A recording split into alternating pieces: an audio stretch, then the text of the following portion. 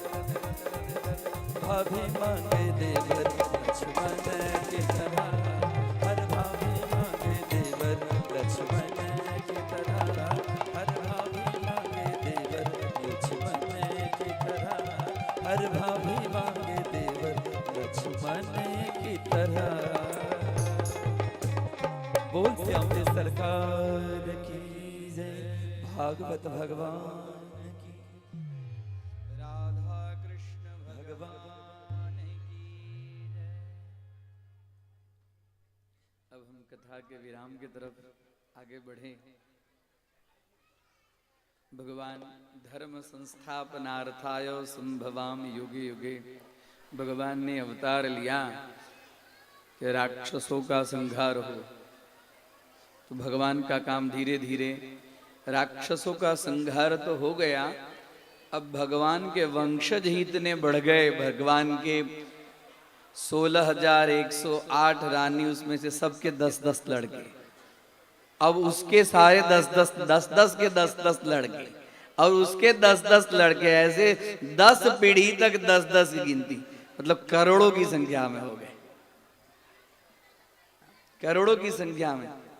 अब भगवान को लगा कि सबका तो हमने अपने रास्ते पर सबको ला दिया, लेकिन हमारे वंश में ही कुछ गड़बड़ हो रही है, और हमारे वंश में जो गड़बड़ हो रही है वो मैं ही चाहूंगा तभी संभव है। और भगवान की प्रेरणा से प्रभास क्षेत्र में मेला लगा, और उसमें जाम्बवती के सुत जिसका नाम था सांब, सबने विचार किया कि ऋषि मुनि सब हमेशा बड़ी बड़ी जटाएं लगा के रहते हैं, कुछ जानते भी हैं कि नहीं जानते हैं, ऐसे ही खाली भस्म लगाकर जटा लगाकर रहते हैं। तो उस समय जाम्बवती का जो पुत्र था सांब, सभी ने विचार किया, उनके जो जितने सारे मित्र थे, कि जरा ऋषियों की परीक्षा करें। और ऋषियों की परीक्षा करें इसके लिए सांब के पेट में कपड़ा लपेट दिया। कपड़ा लपेटते लपेटते लपेटते उसको एक गर्भवती स्त्री का स्वरूप बना दिया। उसको लाली लगा दिए, काजल लगा दिए, घूंघट लगा दिए, जैसे गर्भवती स्त्री का स्वरूप होता है वैसे। और जरा गए पूछने के लिए, ऋषि सब बड़े भगवान के ध्यान में मस्त थे। जैसे अंदर गए, बोले अरे ऋषि सब आप लोग तो बड़े ज्ञानी हो, भूत भविष्य वर्तमान तीनों काल को जानते हो, जरा ये बताइए ये जो गर्भवती नारी है इसके पेट में लड़का है कि लड़की? बोले राधे राधे, जरा हम जाने तो सही। ऋषि मुनि सब, वैसे ऋषि मुनि क्षमाशील होते हैं, क्षमा रूपम तपस्विनः, तपस्वियों का रूप क्षमा का होता है। अभी भगवान ने इनके बुद्धि में कुछ अलग प्रेरणा दे दी। भगवान की प्रेरणा से ही उसमें जो एक ऋषि थे, वो बड़े तत्वज्ञ थे, वो ये विचार किए कि हम लोग भूत भविष्य वर्तमान को जानते थे, हम लोग की परीक्षा करने के लिए, और ये भगवान के वंशज हैं, इन लोगों के अंदर में उच्छृंखलता बढ़ गई है, इसके लिए भगवान ने कुछ इस तरह से प्रेरणा दी, और उनके अंदर में सीधे क्रोध हुआ, और क्रोध होकर कहते हैं कि तुम हमारी परीक्षा लेने के लिए आए हो। जनिष्यति वो मंदा मुसलम कुलनाशनम, तुम लोग चिंता मत करो, ये गर्भवती नारी का जो ढोंग रच के आए हो ना, इसके पेट से एक ऐसा मुसल उत्पन्न होगा जो संपूर्ण तुम्हारे यदुकुल का नाश कर देगा। और जैसे ये सोचे, सबके मन में तो थर्रा गया। मुसलम कुलनाशनम जानते थे, लेकिन इच्छा हुई परिहास करने के लिए, मजाक करने के लिए। कभी भी जीवन में संतों का मजाक नहीं करना चाहिए, चाहे कैसा भी हो संत। दुनिया का सब कुछ छोड़ के बनाए है संत, लेकिन कपड़ा ही रंगाया है तो उतना तो कोई सब रंगा के तो देखे। एक तिलक करके जाने में तो शर्म आती है, चोटी रखने में तो शर्म आती है, उसके बाद में भगवा वस्त्र धारण करके निकले, साधारण बात है। कभी भी जीवन में संत का अपमान नहीं करना चाहिए, वो कैसे भी हैं। हम आप तो चाय सुपारी पान तो छोड़ नहीं पाते, घर गृहस्थी छोड़ने की बात करते हैं। बोलिए राधे राधे। हाँ, जिसने संपूर्ण संसार का परित्याग किया है, भले ज्ञानी है या नहीं है, संतत्व है उसके अंदर में, उसको वंदन करना चाहिए। संत का कभी भी मजाक नहीं बनाना चाहिए, कभी भी परिहास नहीं करना चाहिए। कोई संत आए आपके घर के द्वार पर, आप नहीं कुछ दे सको कोई बात नहीं, हाथ जोड़कर वंदन करके कहो उसको कटु वाणी का प्रयोग उसके जीवन में न करो। इन कथाओं से आदेश में ये शिक्षा मिलती है कि उन लोगों ने भगवान के पुत्र पौत्र होने के नाते उनकी परीक्षा की और उस परीक्षा के फलस्वरूप उनके मुख से शाप निकला, वृथा न हो ही देव ऋषि वाणी। देवताओं की ऋषियों की वाणी वृथा मतलब मिथ्या नहीं होती। सीधे आए उग्रसेन के पास में, हे भगवान। उग्रसेन मतलब कंस के पिताजी राजा थे। उग्रसेन के पास में आप बोले ऐसे ऐसे, फटाफट उसका कपड़ा निकाला, और कपड़ा निकाला तो सही में मुसल मतलब जिसको मुंगड़ी बोलते हैं, जिससे कपड़ा धोया जाता है, उसके ऐसा उसको मुसल कहते हैं, वैसा निकला। निकलने के बाद में किसी ने भगवान को ये बात नहीं बताई। अपराध हो भी जाए इस तरह से तो अपने माता पिता गुरुजनों को कहना चाहिए कि हमारे द्वारा अपराध हो गया, लेकिन विनाश काले विपरीत बुद्धि किसी ने कहा नहीं। और सीधे उग्रसेन बोले एक काम करो, इसका चूरा बना दो, इसका बुका बना दो मुसल का।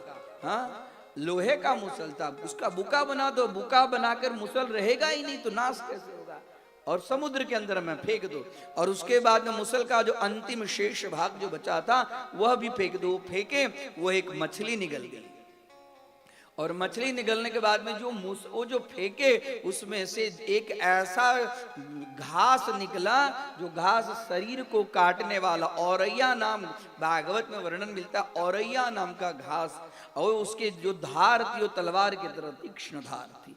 था तो कोमल, लेकिन दो चार जब इकट्ठा हो जाता था तो तलवार का काम करता था।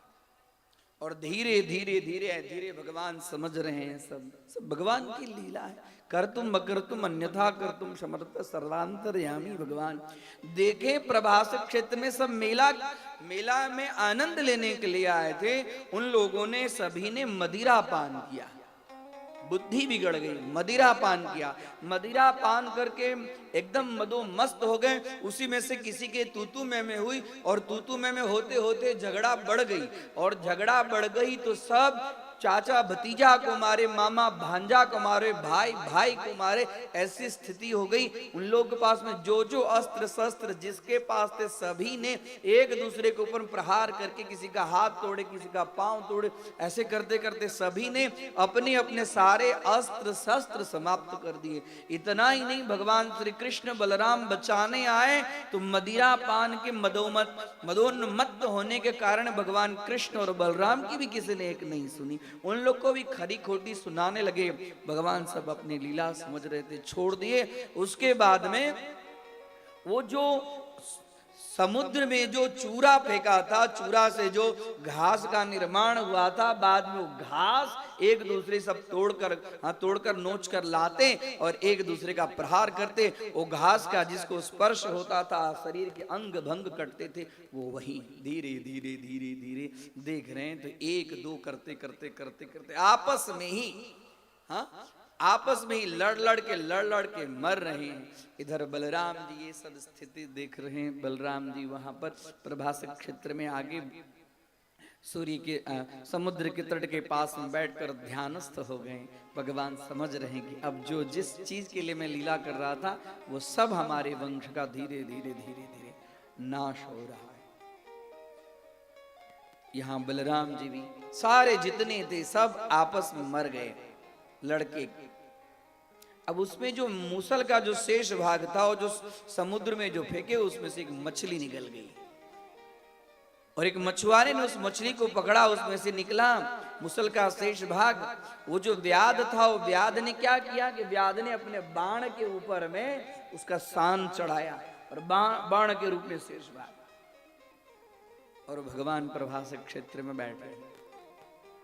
इधर बलराम जी योगस्थ ध्यानस्थ होकर अपने शरीर का परित्याग करने के लिए तैयार। भगवान का समय आ चुका है। भगवान भी अपने स्वधाम के लिए तैयारी, सब समझ रहे कि अब कोई है नहीं। भगवान एक वृक्ष के नीचे बैठे हैं।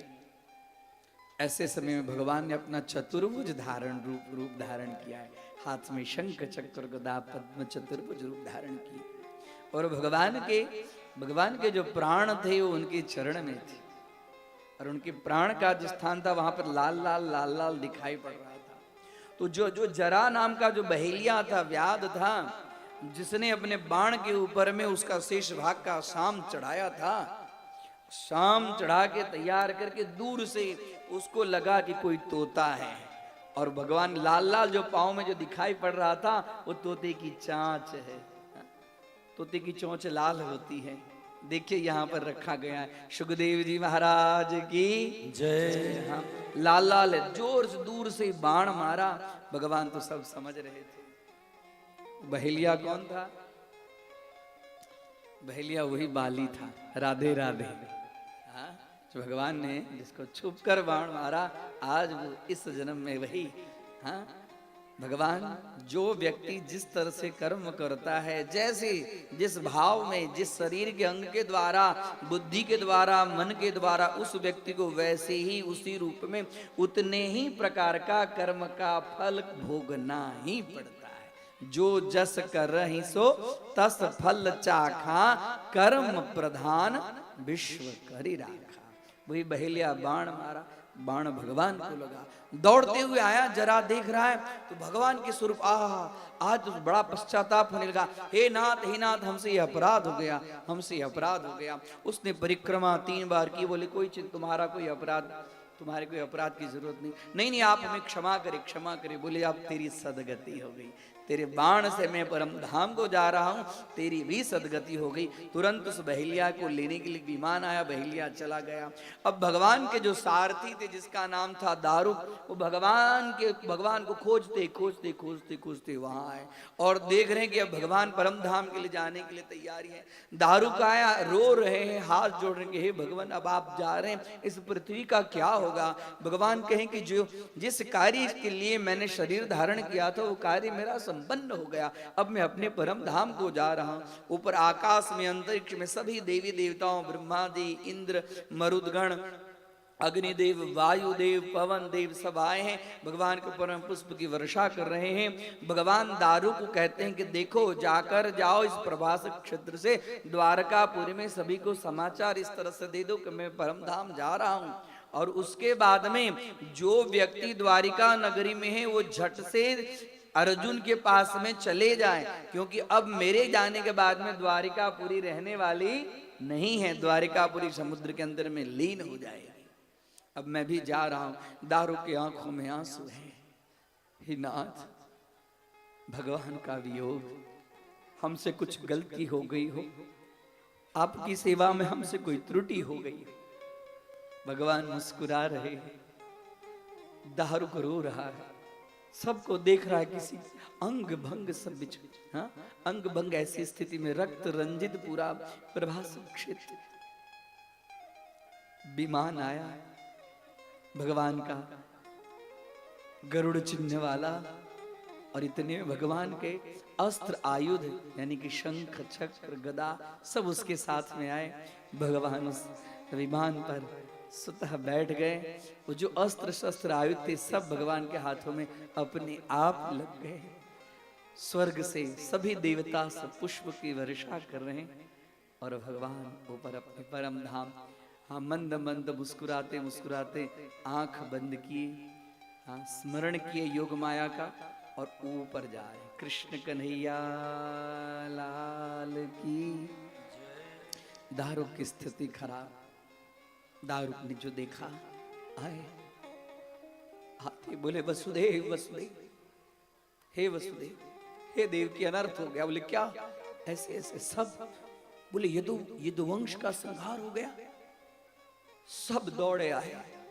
जिसका जो सब था, जिसकी जो पत्नी थी, वह पत्नी उसके सब को लेकर रोने लगी। बलराम जी चले गए। आए वसुदेव, देवकी, नंद बाबा रोते रोते रोते रोते, उन लोगों ने भी वहीं पर अपने शरीर का परित्याग कर दिया। अब भगवान की जो ये 8 पटरानी रो रही हैं, अब किसके लिए जीना, अब जीकर क्या करेंगे।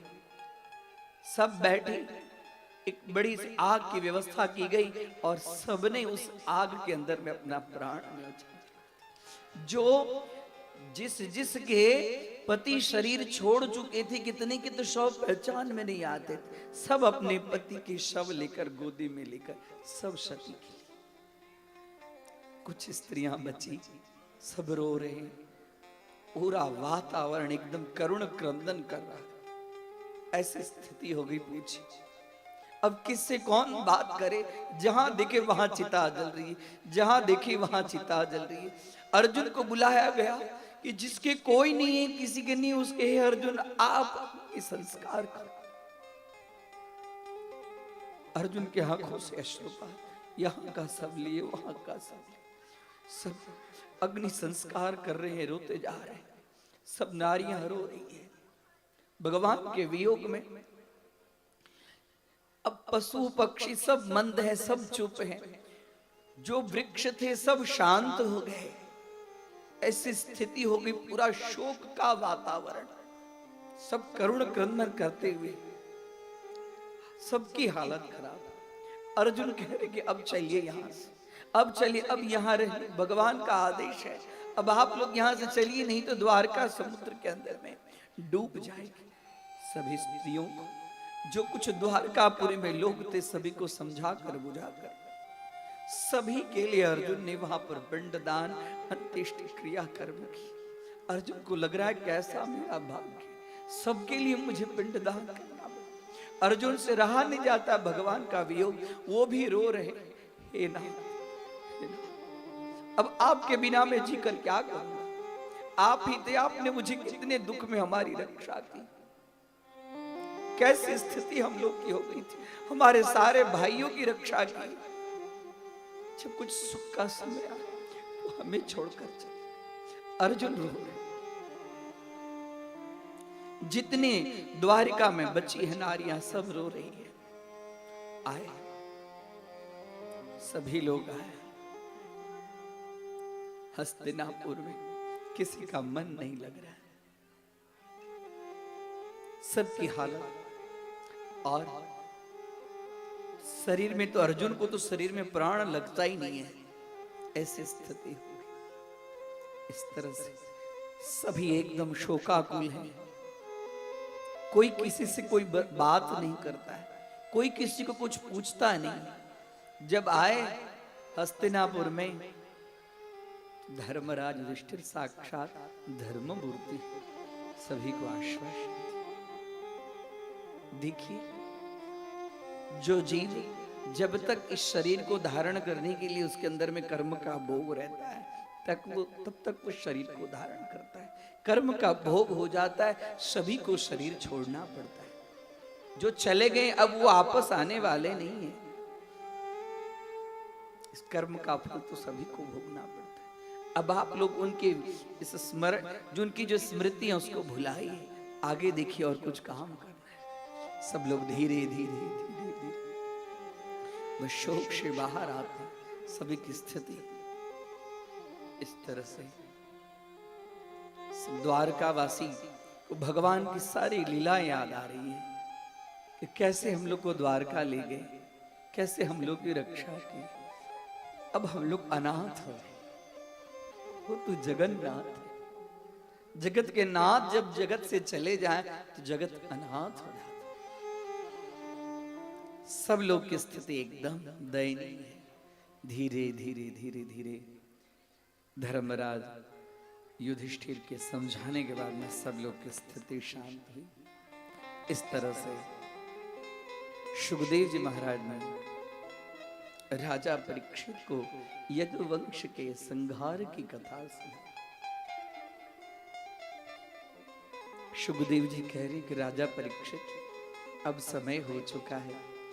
भगवान के जन्म से लेकर उनके संहार तक की लीला हमने आपको सुना, अब समय हो चुका है। देखो, आज 7वें दिन का संध्या काल है, समय हो चुका है। अब मैं भी जाऊंगा। अब मैं तुम्हें एक अंतिम उपदेश देता हूं, भागवत का अंतिम उपदेश। देखो, अभी जो 18,000 श्लोकों का जो तुमने श्रवण किया, भगवान की दिव्य लीला कथाओं का जो तुमने मन में स्मरण किया, चिंतन किया, भागवत में एक ही है भगवान नाम। अब जो मैंने तुम्हें जिस कथा के माध्यम से भगवान की लीलाओं का वर्णन किया है। अब तुम भी अपने आप के आत्मा को ब्रह्म में लीन हो जाओ। ब्रह्म और जीव कोई अलग अलग नहीं, एक है। ब्रह्म में लीन हो जाओ और लीन होकर जिस कथा का तुमने श्रवण किया उस कथा में मन लगाओ और मन लगाकर भगवान में एकाकार हो जाओ। आने दो तक्षक, तक्षक आएगा, लेकिन तुम अब वो नहीं हो, तुम साधारण जीव नहीं हो। इस शरीर, ये जो शरीर जो धारण किए इससे पहले भी कुछ थे, ये शरीर में अभी है और इसके बाद में अब तुम कुछ नहीं होगे, क्योंकि तुमने भागवत का रसपान कर लिया। अब तुम्हारी सदगति होगी। अब तुम्हें न जीवन मरण के कोई चक्कर तुम्हें बंधन में नहीं डाल सकते। हे परीक्षित, तुम जीवन मुक्त हो गए हो। तुम अपने मन को ब्रह्म में एकाकार करके स्थिर करके परमपिता परमात्मा का स्मरण करो। अब यहाँ पर सुखदेव जी के द्वारा भागवत का जो अंतिम उपदेश है यह दिया गया। अब सुखदेव जी जान रहे हैं कि ब्राह्मण का शाप मिथ्या नहीं हो सकता, तक्षक आएगा। और सुखदेव जी ने अपना कार्य कर लिया। देखने के परीक्षित जी सही में अब इनको कोई भय नहीं है, बैठ गए योगस्थ। उससे पहले सुखदेव जी वहां पर जाएंगे, राजोचित विधि विधान से सुखदेव जी की पूजा करते हैं, आरती करते हैं, आरती उतारते हैं। हे नाथ, हे भगवान, बड़ी कृपा हुई, आपने हमें 7 दिन के अंदर में जीवन मुक्त बनाने के लिए जो भागवत की कथा का रसपान करा, इस कथा से मैं एकदम अब अपने आप को ब्रह्म स्वरूप मानने लगा हूं। अब मुझे एक कार से सुसज्जित करके हैं, उनको कोई चीज में ममत्व। अब धीरे धीरे धीरे धीरे समय आ गया है। यहाँ पर परीक्षित के पुत्र जन्मेजय ने ऐसी व्यवस्था कर दी है कि कोई भी हालत में तक्षक आ नहीं पाएगा। समय हो चुका है, तक्षक आने के लिए तैयार है। और इधर जन्मेजय ने ऐसी व्यवस्था की है, सब जगह डंका पिटवा दिया है कि तक्षक के विष को हरण करने में यदि कोई समर्थ है तो वो आए और आकर मेरे पिता को तक्षक डंक मारेगा और विष हरण की विद्या का प्रयोग करके विष चिकित्सा करके मेरे पिता को स्वस्थ कर दे, उसको इनाम में बहुत सारा धन दूंगा।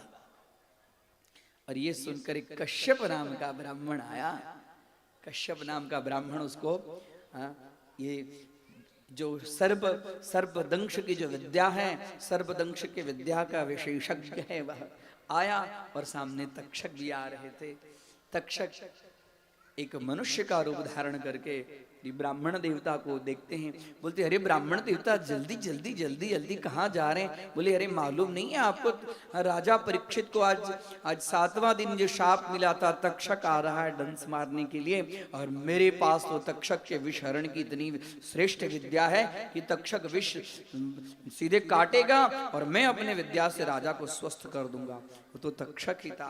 बोले अच्छा, आपके पास में ऐसी विद्या है? बोले हाँ। तो बोले मैं ही तक्षक हूँ, मैं डंस मारता हूँ, क्या मेरे डंस मारने पर आप उसको जीवित कर सकते? बोले मारो डंस। और तक्षक अपने स्वरूप में प्रकट हुआ। वहीं पर एक वट वृक्ष था, वट वृक्ष के ऊपर में डंस मारा। देखते ही देखते वट वृक्ष जो है वो पूरा का पूरा एकदम राख की ढेरी मौला गया, उसके पूरे भस्म स्वरूप में कृष्ण वर्ण हो गया। बोले हे ब्राह्मण देवता, यदि आपके पास में विद्या है तो इसको जीवित करो। और तुरंत ब्राह्मण देव ने हाथ में जल लिया। नमोस्तु सर्पेभ्यो जे के पृथ्वी मनुजे अंतरिक्षे जे दिवितेभ्य स्वाहा।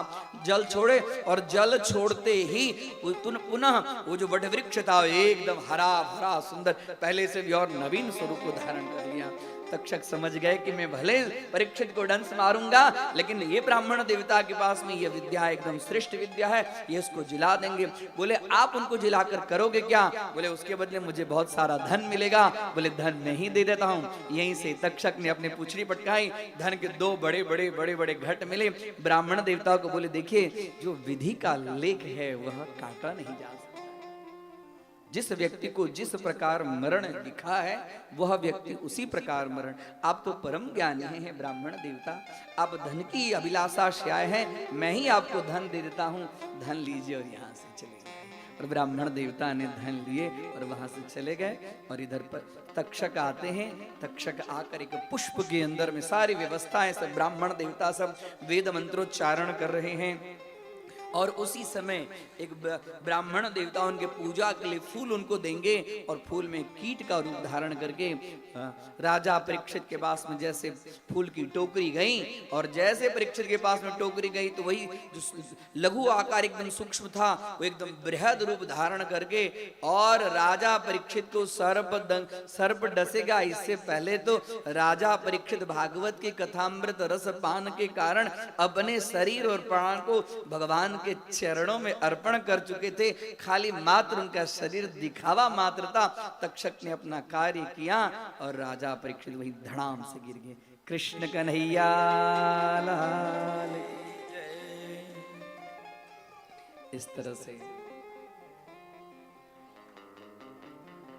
परीक्षित को सर्पदंश कथा तो बस विराम की तरफ है। सर्पदंश हुआ, जन्मेजय से रहा नहीं गया। जन्मेजय ने सर्प यज्ञ किया। सर्प यज्ञ करने के बाद में बृहस्पति आते हैं। भागवत में ऐसा वर्णन मिलता है, उनको ज्ञानोपदेश आत्मोपदेश करते हैं कि ये जो सर्प यज्ञ करते वो हिंसा है।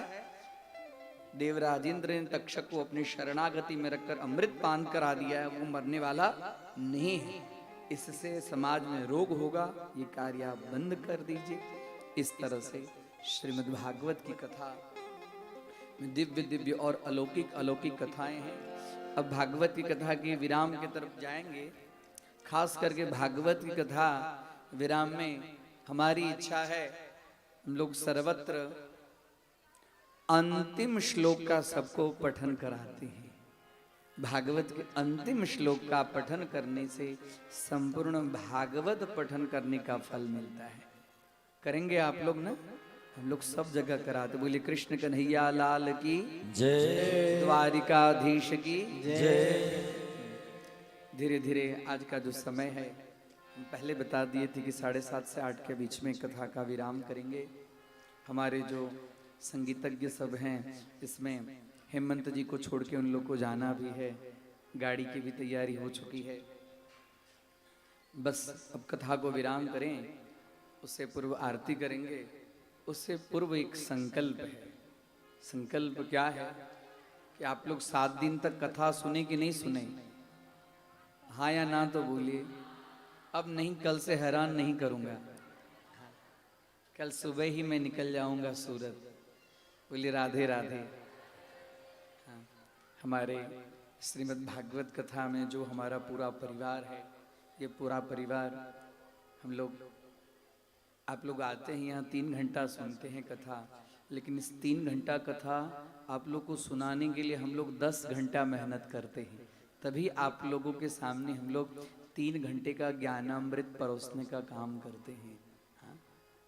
इन लोगों बहुत मेहनत करके आप लोग को भक्ति के अंदर में प्रवाहित करके ओतप्रोत करने का हम लोग कुछ प्रयत्न किए जो आप लोगों के सामने हैं। भागवत की कथा जीवन को मुक्त कर देती है। परीक्षित को तो मुक्त किए ही, तो आप लोग देखें, लेकिन जो जीव एकाग्र चित्त से भागवत की कथा सुनता है वह जीवन मुक्त हो जाता है। आप लोग एकदम, मैं देख रहा था, इतने लोग हैं, न कोई शोर न कोई आवाज, एकदम एकाग्र चित्त से सुनते हैं। आप लोग वास्तव में भागवत कथा के विशेष अधिकारी हैं। तभी तो भगवान ने एक ऐसा माहौल और हमारे आलोक जी और निभा दीदी ने ऐसी व्यवस्था आप लोगों के लिए, आप लोग शांति से कथा सुन सके, इसके लिए एक पांव पे खड़े रह के सारी व्यवस्था करने में जुटे हैं। जोरदार उन दोनों के लिए ताली। हमारे निभा दीदी और आलोक जी वो लक्ष्मी और नारायण की मूर्ति हैं, लक्ष्मी नारायण की मूर्ति हैं। जैसे उनका नाम है आलोक, वैसे ही वो आप लोग को प्रकाशित करते रहते हैं। हाँ? ये यहाँ कितने अच्छे ढंग से यहाँ के लोग सुख शांति पूर्वक निवास करें, इसमें पूर्ण हमेशा 24 घंटे लगे रहते हैं। तो कथा सुनने के बाद में कुछ संकल्प करना पड़ता है। संकल्प ये है कि आपने जो कुछ 7 दिन में, हमारे अमित भाई मुख्य यजमान हैं, अमित भाई कथा जब सुनते हैं तो हमको कुछ संकल्प लेना पड़ता है कि आज मैंने 7 दिन की कथा सुनी, आज से मैं क्रोध नहीं करूंगा। बोलिए राधे राधे। होगा? होगा? होगा? क्रोध नहीं करेंगे आप लोग। इतनी इतने ये ऐसे जगह तक पहुंच गए, अरे घर जाओ तो सही पहले, कौन कौन सी लंका कांड की चौपाई होगी, हाँ, सब मालूम है मुझे। क्रोध नहीं आएगा, देखो। हाँ, अपने आप को बड़े सियाने समझते हैं। राधे राधे। इतना सरल है क्रोध नहीं आना। कुछ नियम लेना पड़ता है। लेंगे नियम। आज से मैं लोभ नहीं करूंगा, बोलो चलेगा? लक्ष्मी के बिना चलेगा? अरे हाँ हाँ चलो भाई। सुबह सुबह कहाँ कौन से कारखाने में और कितनी की सारी व्यवस्था होगी, सीधे बैंक बैलेंस देखने के लिए पहुंच जाओगे बैंक। राधे राधे। कुछ नियम लेना चाहिए, कुछ मन में आए, बोलने की जरूरत नहीं है, लेना चाहिए। ऐसी कथा एक जगह हो रही थी, एक छोटी सी बात कह दूं, उसके बाद में हम विराम की तरफ आगे बढ़ेंगे। ऐसी कथा, एक घर में सेठ जी ने कथा करवाई। हमारे जैसे पंडित जी थे कथा करने वाले, उन्हें बोले सेठ जी आपने भागवत की कथा की, आप कुछ नियम लो। बोले पंडित जी दक्षिणा कम पड़ती है तो और मैं दे दूं, मैं कुछ नियम वियम लेने वाला नहीं हूं, मुझसे बनने वाला नहीं है। आपको दक्षिणा चाहिए तो और मैं दे दूं आपको 51,000 ज्यादा, आप जाओ। बोले नहीं नहीं, मुझे पैसे का लोभ नहीं, मैं चाहता हूं कि आप एक नियम लो। बोले नहीं होगा, मैं आज यहाँ हूं, कल कहाँ रहूंगा, नहीं रहूंगा, बहुत सारे सब काम है। बोले लेकिन भागवत की कथा में कुछ नियम लेना पड़ता है। बार बार सेठ जी मना करते रहे और पंडित जी बोलते रहे। अब सेठ जी से रहा नहीं गया, सेठ जी ने मस्करी में कह दिया कि यदि आपकी इच्छा है कि नियम लेना है तो मेरे बगल में कुम्हार रहता है, कुम्हार को देखूंगा तब मैं खाना खाऊंगा। बोलो आपकी इच्छा है तो मैं कुम्हार को देख के भोजन करूंगा। बोले ठीक है, यही नियम ले लो, कुछ नियम ले लो कि कुम्हार को देखकर भोजन करो। अब पंडित जी तो चले गए। अब इधर सेठ जी रोज कुम्हार को देखते भोजन करते, ऊपर छत पे चढ़ते, कुम्हार चाक चलाता बर्तन के लिए। सेठ जी देखकर रत्मन करते, हम ब्रश करते करते देखते, फिर देख लिए सेठ जी रोज का काम, ऑफिस जाना है, कभी इधर उधर दिखाई नहीं पड़े तो चुपके से कोई बहाने से उसके घर में, अरे भैया कैसे हो, राम राम जी, राम राम, हाँ ठीक हूँ ठीक। सेठ जी का काम हो गया। एक दिन संजोग बस सेठ जी को बड़ी इमरजेंसी काम में जाना पड़ा, जाने के लिए एकदम उतावल हो गए और इधर कुम्हार नहीं थे, इधर कुम्हार नहीं थे। कुम्हार को माटी लाने के लिए खेत में जाना पड़ा। अब खेत में जाने के लिए इधर, अब सेठ जी देखे तो ऊपर से है ही नहीं। उसके घर गए, बोले पापा कहाँ गए, पापा कहाँ गए, तो पापा मिट्टी लाने के लिए खेत में। अब तो सेठ जी की हालत खराब। बोले कौन से खेत में गए, तो बोले वहां जो चर है उसमें चर में गए। वो जल्दी से पंडित जी, ये सेठ जी एकदम जल्दी जल्दी पाऊं, अरे भाई मुझे ऑफिस में लेट हो जाएगा, इमरजेंसी मीटिंग है। अब इधर कुम्हार गया, कुम्हार जाते जाते देखा मिट्टी खोदते खोदते खोदते, राधे राधे, कुछ हुआ क्या? बोले कृष्ण कन्हैया लाल की जय। अब हम विराम करेंगे, 2 मिनट थोड़ी कथा पूरी करें। कुछ हुआ है?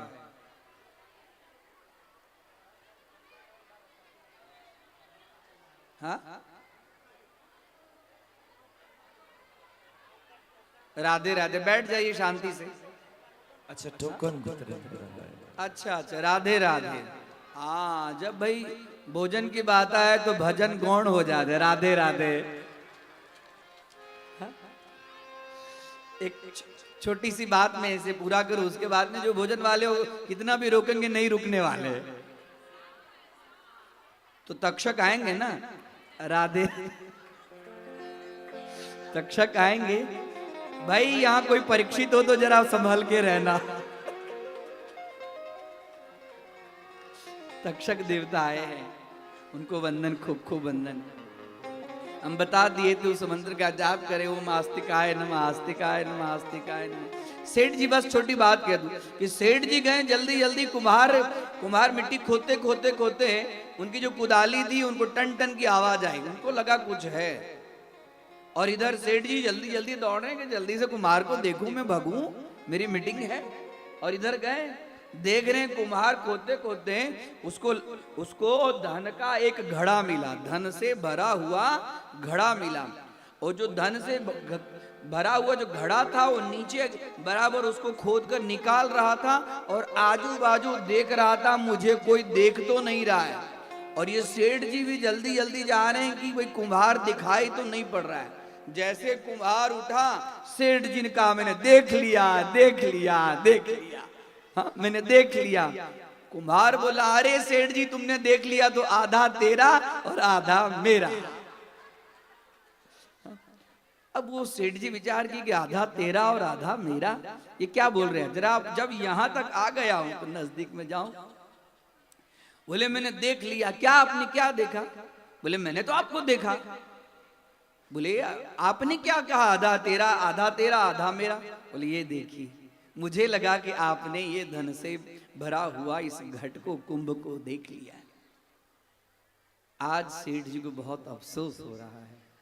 एक कुम्हार को देखने के लिए मैंने संकल्प किया, उसके फलस्वरूप में खाली देखने के लिए संकल्प किया मन से, तो आज मुझे धन आधा, धन से भरा हुआ जो घड़ा है वो आधा घड़ा मुझे मिल रहा है। यदि आज मैंने ऐसा संकल्प किया होता कि मंदिर जाकर भगवान के हम दर्शन करें तब जाएं, राम रक्षा स्तोत्र का पाठ करके भोजन करें, विष्णु सहस्त्र का पाठ करके हम भोजन करें, ओम नमो भगवते वासुदेवाय के 11 माला जप करके हम भोजन करें, तो निश्चित भगवान मुझे दर्शन दे दे। बोले कृष्ण कन्हैया लाल की जय, द्वारिकाधीश की जय। कथा के विराम की तरफ हम पहुंच चुके हैं, समय भी हो चुका है। पंडित जी इधर आरती की भी तैयारी करें, तब तक 2 मिनट नाम संकीर्तन और उसके बाद में आरती। चलते चलते भगवान नाम संकीर्तन, लेकिन उससे पहले एक प्यारा सा गीत, इसके बाद नाम संकीर्तन। आपके शहर में, आपके नगर में श्रीमद् भागवत कथा के अंत में आइए एक प्यारा सा भजन सावड़ा सलोना कन्हैया के लिए। उनकी छवि कैसी है, इस छवि को ध्यान करते हुए बोलिए भागवत भगवान की। कन्हैया का कैसा है स्वरूप आप लोग जानते हैं। ओ मुकुट सिर मोर का, मेरे चित चोर का, मुकुट सिर मोर का, मेरे चित चोर का। दोने नने नने दोने नने नने दोने न सरकार के कटले कटा दे, दोने न सरकार के कटले कटा से। मुकुट सिर मोर का, मेरे चित चोर का, मुकुट सिर मोर का, मेरे चित चोर का। दोने न नने दोने न नने दोने न सरकार के कटले कटार से, दोने न सरकार के कटले कटार से।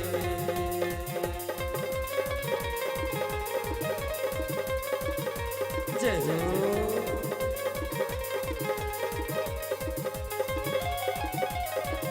राधे, हाथ ऊपर उठा के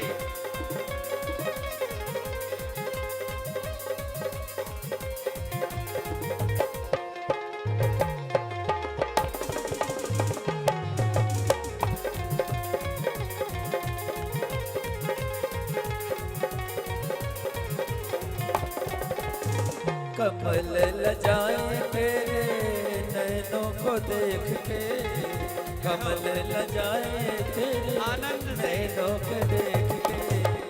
फूली घटाएं तेरी गजरे की रेख पे, फूली घटाएं तेरी गजरे की रेख पे।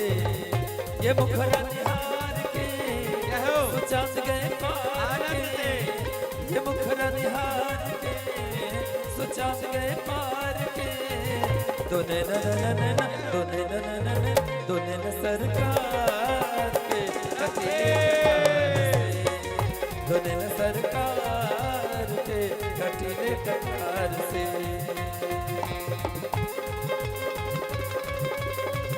अब कल आनंद नहीं आएगा। हरि ओम राधे।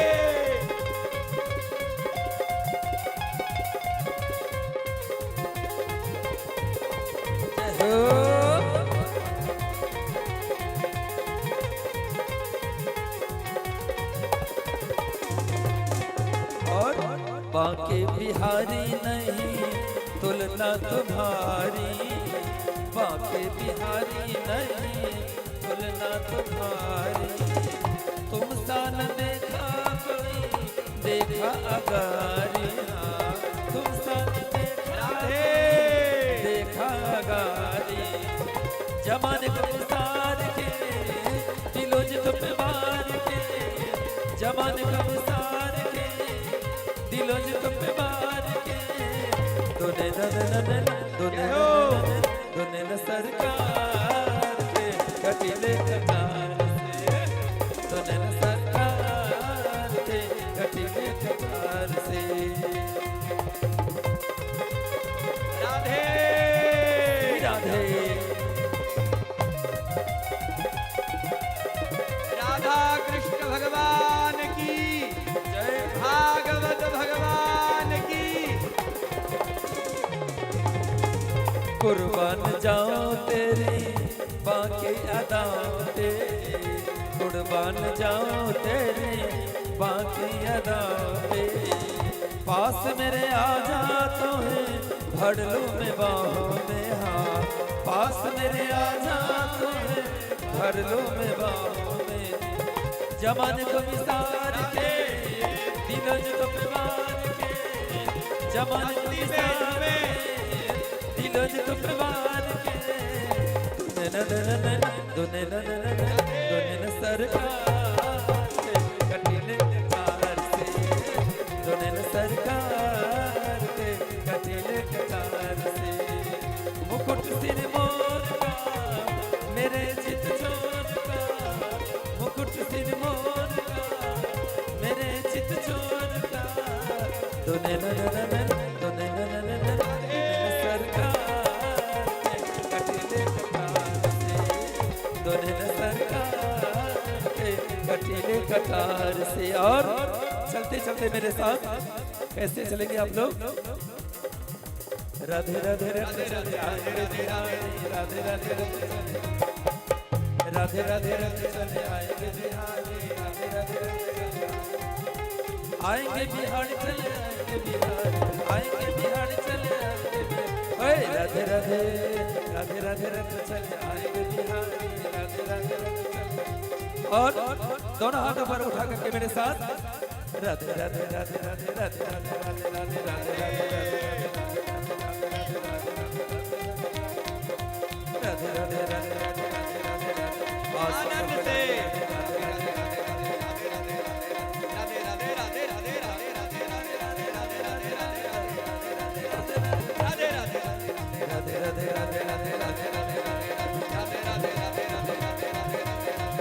मुकुट सिर मोर का मेरे चित चोर का, मुकुट सिर मोर का मेरे चित चोर का। दोने न सरकार के कटीले कटार से, दोने न सरकार के कटीले कटार से, दोने न सरकार के कटीले कटार से, दोने न सरकार के कटीले कटार से, दोने न सरकार के कटीले कटार से। और श्रीमद् भागवत का आप लोग उच्चारण करते हुए सभी लोग उच्चारण करेंगे मेरे साथ। अंतिम श्लोक 18,000 श्लोक के बाद वो अंतिम श्लोक क्या है सभी लोग बोलेंगे, तैयार रहेंगे कि नाम संकीर्तनम यस्य सर्व पाप प्रणाशनम प्रणामो दुख श्रमणम तम नमामि हरिम परम। बोलिए भागवत भगवान की, व्यासदेव भगवान की, श्रोता वक्ता समाज की, यज्ञ करता यजमान की, यज्ञ में सहयोग करने वाले भक्तों की, आनंदम रेसिडेंशियल की, सब देवन की, सब संतन की, सब तीर्थन की, हर हर महादेव। आइए हम लोग भागवत भगवान की आरती करें।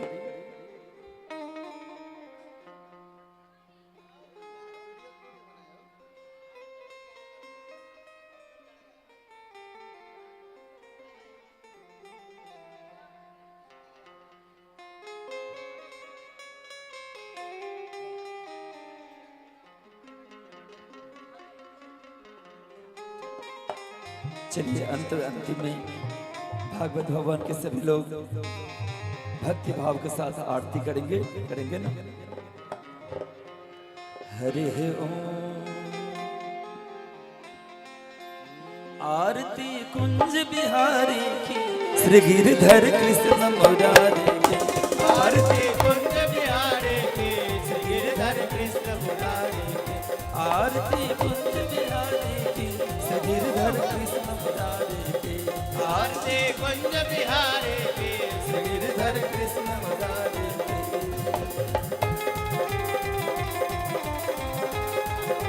जय हो।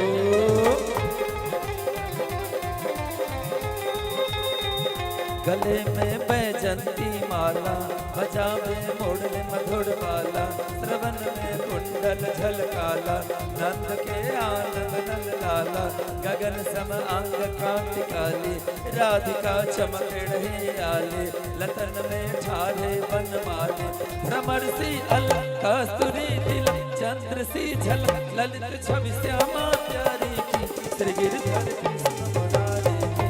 आरती कुंज बिहारी की, श्री गिरधर कृष्ण मुरारी की।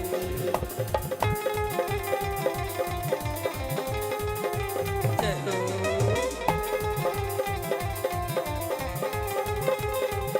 कनक में मोर मुकुट बिल से, देवता दर्शन को तरसे, गगन सौ सुमन राशि बरसे, बजे मुड़चक मधुर मृदंग, ग्वालिनी संग अतुल रति गोप कुमारी की, श्री गिरधर कृष्ण मुरारी। आरती कुंज बिहारी की, श्री गिरधर कृष्ण मुरारी की।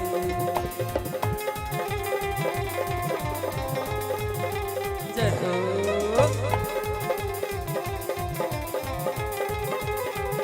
जहाँ से प्रकट भई गंगा, सकल मलहारिन श्री गंगा, स्मरण ते हो तो मोह भंगा, बसी शिव शीश जटा के, हरे अधिक चरण छवि श्री बनवारी की, श्री गिरधर कृष्ण मुरारी की।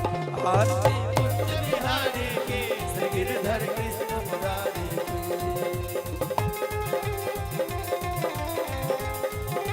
जय हो।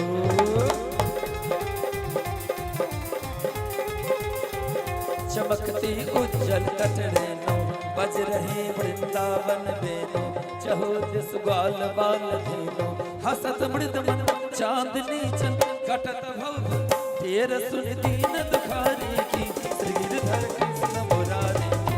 आरती कुंज बिहारी की, श्री गिरधर कृष्ण मुरारी की। आरती कुंज बिहारी की, श्री गिरधर कृष्ण मुरारी की। हरे रामा हरे रामा, राम राम हरे हरे, हरे कृष्णा कृष्ण कृष्ण हरे हरे, हरे रामा राम राम हरे हरे, हरे कृष्णा कृष्ण कृष्ण हरे हरे। कर्पूर गौरम कर्तावतारम, संसार सारम भुजगेन्द्रहारम, सदा वसंतम हृदयारविंदम, भवं भवानी सैकं नमामि, भवं भवानी। आरती कुंज बिहारी की, श्री गिरधर कृष्ण मुरारी की। आरती कुंज बिहारी की, श्री गिरधर कृष्ण मुरारी की, श्री गिरधर कृष्ण मुरारी।